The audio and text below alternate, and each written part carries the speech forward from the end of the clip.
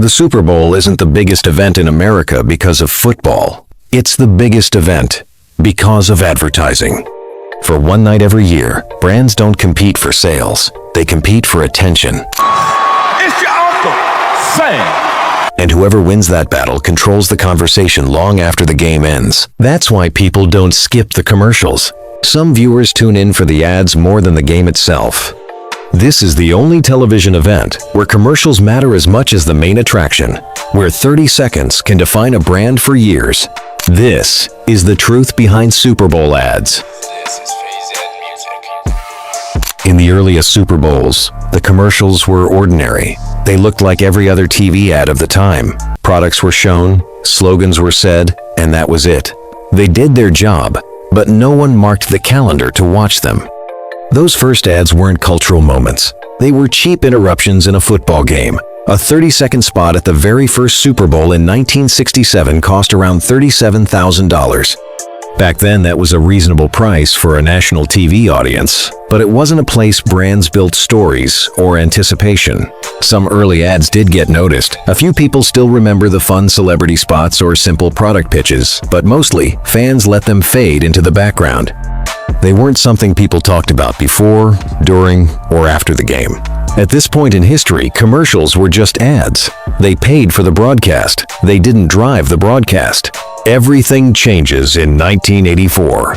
During Super Bowl XVIII, a commercial airs that doesn't look like an ad at all. No product shots, no pricing, no pitch. Just a dark cinematic story about control, conformity, and rebellion. Steve Jobs wanted an ad that would announce the Macintosh by doing the opposite of what commercials were supposed to do. He chose the biggest stage in American television, even though he famously didn't watch football and didn't believe the Super Bowl audience was his audience. That was the risk. The ad only aired nationally once, but it didn't matter. By the next morning, people weren't talking about the game. They were talking about the commercial. 1984 proved something no one had fully realized yet. From that moment on, commercials stopped being interruptions. They became events, and the advertising machine began to take shape. The Super Bowl looked different to the people behind it. TV networks started paying attention to the numbers. Millions of people watching the same screen at the same time. Advertisers followed quickly. Brands realized this wasn't just another media buy. It was a chance to speak to the entire country in one moment. By the late 1980s and early 1990s, the Super Bowl wasn't just a championship game anymore. It was the most competitive advertising stage in the world. And every year, the stakes kept rising. By now, the price of a Super Bowl commercial sounds unreasonable. 30 seconds, millions of dollars. For some brands, the cost of a single Super Bowl ad is higher than their entire annual advertising budget. And that's before production, celebrities, or promotion. So why do they keep coming back? Because attention at this scale is almost impossible to buy anywhere else. Movie studios learned this early. A trailer shown during the Super Bowl doesn't just promote a film. It can double an opening weekend, sometimes more. One night sets the tone for an entire release. Brands like Budweiser saw the same effect. Year after year, their Super Bowl ads didn't just sell beer. They built long-term identity, familiar characters, emotional stories, ads people remembered years later. Even companies like Pepsi credited Super Bowl commercials for measurable spikes in sales, not just awareness, actual revenue. That's why, even at these prices, the math still makes sense. As the price goes up, so does the risk. At this level, failure isn't quiet.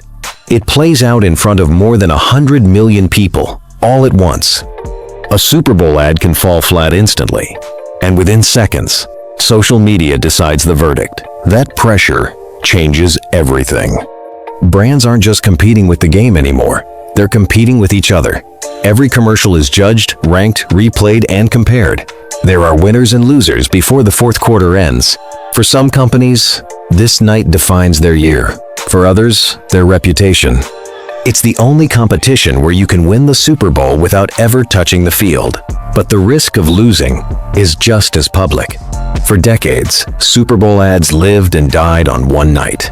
That changed with the internet. Suddenly, commercials didn't have to wait for kickoff. Brands began releasing teasers days in advance. Sometimes full ads, sometimes fragments, just enough to start the conversation early. Audiences didn't just watch anymore. By the time the Super Bowl kicked off, some commercials had already been watched millions of times online.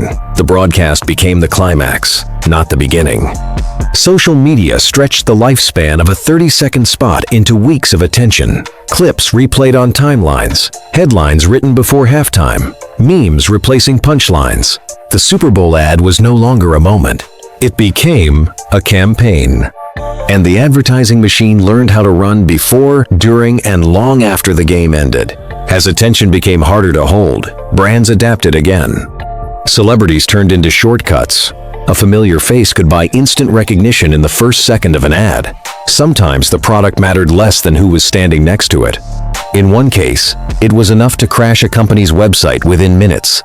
In 2000, dot-com startups flooded the Super Bowl. 2 decades later, cryptocurrency companies did the same. Big promises, big budgets, and in some cases, very short lifespans. Controversy became another tool. Some ads were designed to divide opinion, knowing backlash would extend their reach. Even rejection by the league or the networks could become part of the strategy. And then there were the brands that didn't show up at all, choosing silence as a message, absence as a statement. At this stage, the Super Bowl ad wasn't just marketing. It was cultural positioning. And the machine had learned how to push every lever of attention it could find. Viewership numbers rise and fall. That part changes. What doesn't change is relevance. There is still no other moment where this many people show up live, at the same time, watching the same screen, not scrolling, not skipping, not catching it later. For one night, attention is centralized again. That's why the Super Bowl still works. Not because of football, but because of focus. In a media world built around fragments, it remains one of the last shared experiences at scale. The game is the reason people gather. The ads are why many stay. At this point, the Super Bowl isn't just a sporting event. It's the most concentrated attention marketplace on Earth.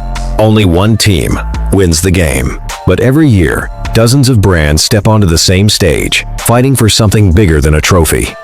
They're competing for culture, for memory, for a moment people will still talk about long after the final whistle. In the end, the Super Bowl isn't just about who scores the most points.